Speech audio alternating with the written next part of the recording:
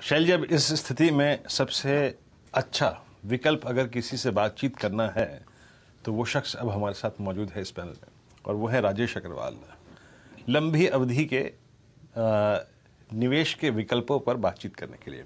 राजेश जी, सबसे पहला यक्ष प्रश्न तो यही रहेगा, एचयूएल के 3 दिन के अगर आप देखें इस बिहेवियर ने, और वॉल्यूम्स में इसके 4% का इजाफा बाजार को इतना परेशान करके चला गया कि पूरा का पूरा एफएमसीजी बास्केट क्रैश होके मात्र 5 सेशन में 200 एमओ पे आ गया है।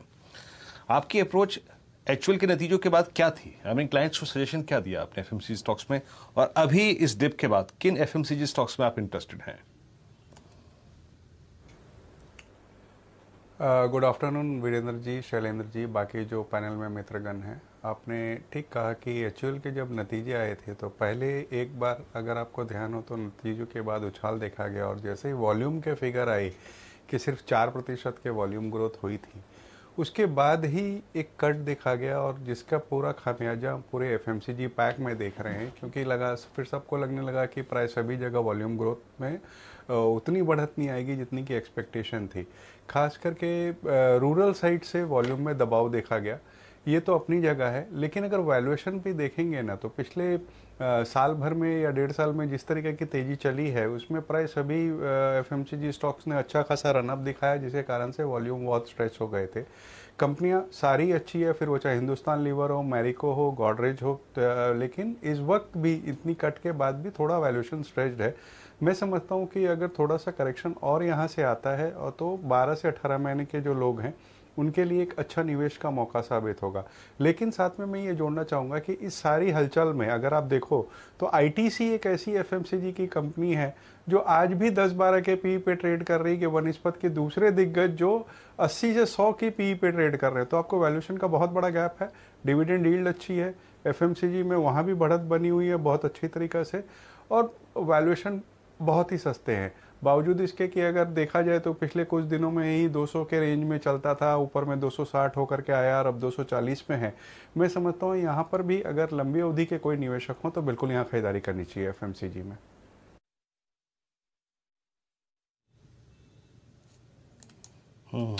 लंबी समय अवधि के हो निवेशक तो एफएमसीजी में आपका प्रेफर्ड पिक रहेगा आईटीसी। ओके, 234 इस पे आप कह सकते हैं कि डैमेज सबसे कम हुआ है पिछले कुछ दिनों में। राजेश जी, जो जौहर एचडीएफसी बैंक ने दिखाया और जो जौहर कल और परसों में कोटक महिंद्रा बैंक ने दिखाया, आईसीआईसीआई बैंक चला है, बहुत स्ट्रांग मूव दिया है, और अगर आप देखें इसने 12 अक्टूबर से लेकर एक ऑलमोस्ट वर्टिकल स्विंग दिया है करीब 60 रुपए का, 10% का। आप prior two numbers ICICI bank को लेना चाहेंगे राजेश अग्रवाल जी? जी बिल्कुल लेना चाहेंगे, क्योंकि अगर आप देखें तो ये जो मूव आई है ना आईसीआईसीआई बैंक में, ये लास्ट कुछ एक ट्रेडिंग सेशन में ही आई है। अदरवाइज लगातार अंडर परफॉर्म करता आ रहा था, फिर वो चाहे एचडीएफसी बैंक के साथ हो कंपेयर कर लीजिए या इंडसइंड या कोटक के साथ कर लीजिए। बावजूद उसके कि जैसे सुमित अभी बता रहे थे कि नंबर्स बेहद शानदार आने वाले हैं, और सबसे बड़ी बात है कि वैल्यूएशन अगर आप देखोगे ना तो दूसरे जो लिस्टेड प्राइवेट सेक्टर बैंक्स हैं उससे बहुत सस्ते वैल्यूएशन पे है। मैं समझता हूँ कि प्राइवेट सेक्टर बैंक्स में इस वक्त अगर कोई एक्सपोजर लर्निंग स्टॉक है तो कोटक महिंद्रा और आईसीआईसीआई बैंक है, जिसको अगर आप कम से कम 2 क्वार्टर का व्यू लेके चलिए तो मुझे आश्चर्य नहीं होगा कि ऐसे बहुत अच्छी बढ़त की उम्मीद की जा सकती है। राजेश अग्रवाल जी, अर्निंग सीजन चल रहा है, मुझे मालूम है आपने कोई ना कोई मिड कैप में एक सितारा डाल के रखा होगा जहां पर आपकी नज़र होगी, आपके हाउस की नज़र होगी। मिड कैप में स्पेशली इस डिप के बाद जो पिछले एक हफ्ते में आया है, कोई खास स्टॉक आइडेंटिफाई करके रखा है क्या? देखिए, 2 स्टॉक देना चाहूँगा वीरेंद्र जी। पहला तो आईएफबी इंडस्ट्रीज़ का रहेगा, जिसका हमारा लक्ष्य 1500 रुपये का है।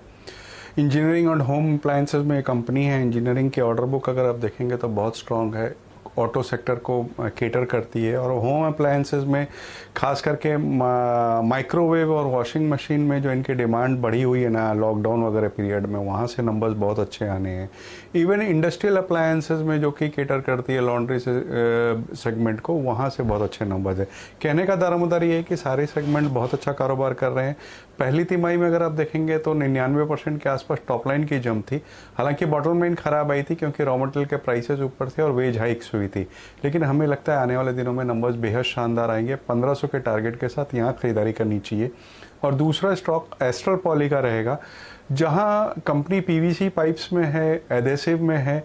उड़ीसा का जो इनका एक्सपेंशन था वो कोविड के कारण से थोड़ा डिले हो गया है, नवंबर तक वहाँ एक्सपेंशन प्रोडक्शन चालू हो जाएगा। और हाल ही में इन्होंने ऐसी अनाउंसमेंट करी है कि ये लोग सैनिटरी वगैरह वगैरह में भी जा रहे हैं। अब जिस तरीके की रियल स्टेट में आप डिमांड देख रहे हो तो जाहिर सी बात है कि जो रियल स्टेट एंसिलरी कंपनी है सैनिटरी वेयर पाइप्स वगैरह की, उनको सीधा सीधा फ़ायदा पहुंचने वाला है। मैं समझता हूँ कि एस्टर पॉली में बहुत छोटी अवधि की बात की जाए तो 2400 रुपये के टारगेट के साथ इसमें खरीदारी करनी चाहिए। अब लेके आइए चोलामंडलम इन्वेस्टमेंट एंड फाइनेंस।